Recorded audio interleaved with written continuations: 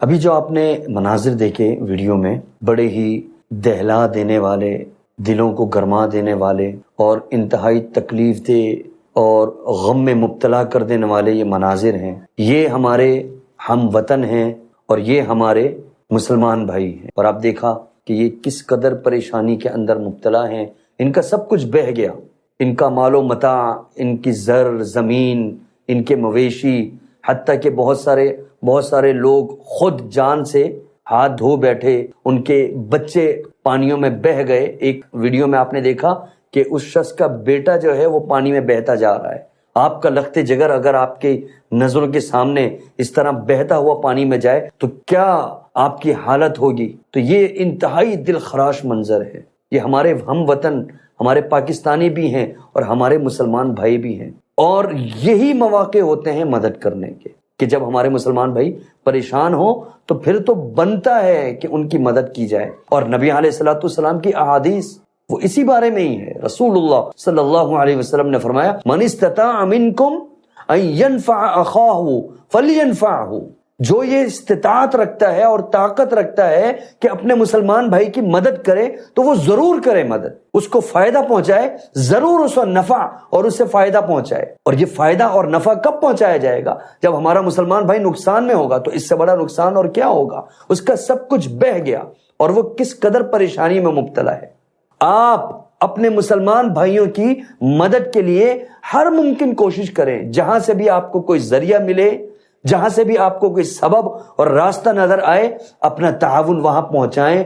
اگر ہو سکے تو پہنچ کر تعاون کریں، نہیں تو ابھی ماشاءاللہ الحمدللہ بڑی خوشی ہوتی ہے، ہمارے بہت سارے مسلمان بھائی اور ہماری مختلف تنظیمیں وہ اس کام میں لگی ہوئی ہیں کہ تعاون، راشن اور بھی بہت سارے مال و متاع کی صورت میں اپنے مسلمان بھائیوں کی مدد کے لیے پہنچ رہے ہیں۔ اللہ تعالیٰ ان کا یہ عمل قبول فرمائے۔ تو آپ کو جو بھی مناسب ذریعہ نظر آئے اپنا تعاون وہاں تک پہنچائیں۔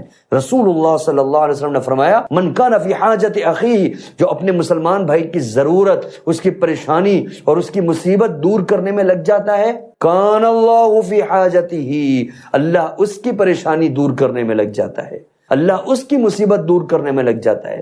آگے نبی علیہ السلام نے فرمایا، من فرج عن مسلم کربۃ، جو اپنے مسلمان بھائی کی کوئی دنیا کی پریشانی دور کر دیتا ہے، فرج اللہ عنہ کربۃ من کربات یوم القیامہ، اللہ اس کی قیامت کی پریشانیاں دور کر دے گا۔ اس سے بڑا اور ہمیں کیا بینیفٹ چاہیے؟ یہ کوئی گھاٹے کا سودا نہیں ہے کہ قیامت جب نفسی نفسی کا عالم ہوگا، باپ بیٹے کو بھول جائے گا، سب ایک دوسرے کو لات مار دیں گے، کوئی کسی کو پوچھے گا نہیں، سورج 1 میل پر ہوگا اور کوئی پرسان حال نہیں ہوگا۔ اس عالم میں اگر اللہ تبارک و تعالی ہماری پریشانیاں دور کر دے، ہمیں خوش کر دے، تو اس سے اچھا اور سرپرائز کیا ہوگا؟ تو یہی وہ مواقع ہوتے ہیں ان احادیث پر عمل کرنے کے، تو اس میں بڑھ چڑھ کر حصہ لیجئے۔ ایک پوائنٹ تو یہ ہے، دوسرا یہ کہ ایک اور ویڈیو دیکھیے۔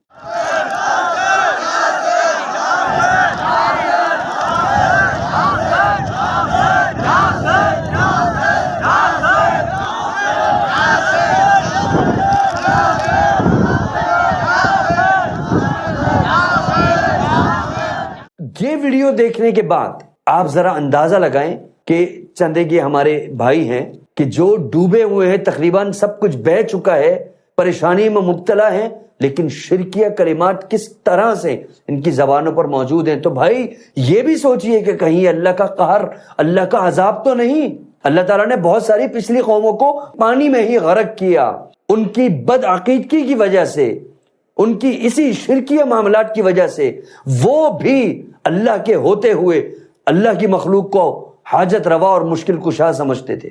حاجت روا اللہ ہے، مشکل کشا اللہ ہے، داتا اللہ ہے، دستگیر اللہ ہے، گنج بخش اللہ ہے، یہ لوگ جن کو اللہ نے تباہ کر دیا وہ بھی اولاد دینے والا اللہ کے علاوہ دوسروں کو سمجھتے ہیں، غیر اللہ کو سمجھتے ہیں، اللہ نے ان کو تباہ کر دیا۔ سورہ نوح میں اللہ نے فرمایا قوم نوح کو اللہ نے غرق کیا پانی سے، مما خطیئاتہم اغرقوا، ان کی خطاؤں کی وجہ سے، ان کی بدعقیدگیوں کی وجہ سے، ان کے شرک کی وجہ سے غرق کر دیے گئے، دنیا میں بھی غرق کیے گئے، فَأُدْخِلُوا نَارًا، اور آخرت میں جہنم کے اندر داخل ہوں گے، جہنم میں داخل کیے جائیں گے۔ قوم فرعون کو حاجت روا سمجھنے والی، مشکل کشا سمجھنے والی، ادھر فرعون بھی یہ دعوے کر رہا ہے انا ربکم الاعلی، میں تمہارا سب سے بڑا رب ہوں، اور قوم فرعون اس کو رب مان بھی رہی ہے، اسے حاجت روا سمجھ رہی ہے، اللہ نے غرق کر دیا۔ وَأَغْرَقْنَا آلَ فِرْعَوْنَ، اللہ نے آل فرعون کو اور فرعون کو دونوں کو غرق کر دیا۔ پانی میں غرق یہ اللہ کا عذاب بھی ہوتا ہے، کہیں یہ عذاب تو نہیں؟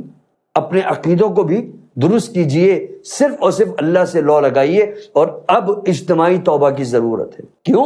کیونکہ کہیں ایسا نہ ہو بارش برسنے کے باوجود بھی قحط ہو، بارش برسنے کے باوجود بھی قحط ہو۔ نبی علیہ السلام کی حدیث ہے، ابو ہریرہ کی روایت سے صحیح مسلم میں نبی علیہ السلام نے فرمایا لیست السنۃ بألا تمطروا، قحط سالی یہ نہیں ہوتی کہ تم پر بارش نہ برسائی جائے، ولکن السنہ بأن تمطروا وتمطروا ولا تنبت الارض شیئا، بلکہ قحط سالی تو یہ ہوتی ہے کہ بارش برسے پھر بارش برسے لیکن زمین کوئی چیز نہ اگائے، بلکہ یہاں تو جو اگا ہوا ہے وہ بھی سب پانی بہا کر لے گیا، مویشی کھیت کھلیان سب تباہ و برباد ہو گئے۔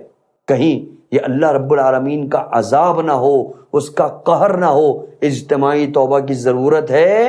اللہ تعالیٰ نے قرآن میں فرمایا توبوا الی اللہ جمیعا ایھا المؤمنون، اے مومنوں سب مل کر اللہ کی بارگاہ میں اجتماعی توبہ کرو، لعلکم تفلحون، تاکہ تم فلاح پا جاؤ، کامیاب ہو جاؤ، اس نقصان سے نکل جاؤ اور تمہاری ساری پریشانیاں دور ہو جائیں۔ کب؟